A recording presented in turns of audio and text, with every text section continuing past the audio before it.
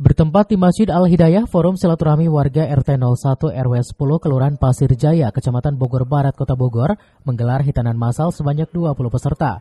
Ke-20 peserta ini merupakan warga yang kurang mampu. Hitanan massal ini digelar dalam rangka Hari Ulang Tahun Republik Indonesia ke-76 dan 10 Muharram untuk berbagi terhadap anak-anak, terutama keluarga kurang mampu maupun yatim. Meskipun terlihat rasa nyeri saat dihitan, ke-20 anak-anak tersebut terlihat senang saat menerima KDD dari panitia.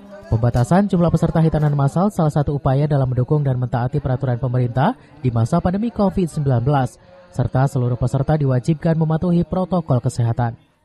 Atas nama Ketua Pelaksana Sunatan Massal di RW 10, Alhamdulillah ini adalah dalam rangka dua momen sekaligus, 17 Agustus dan 10 Muharram.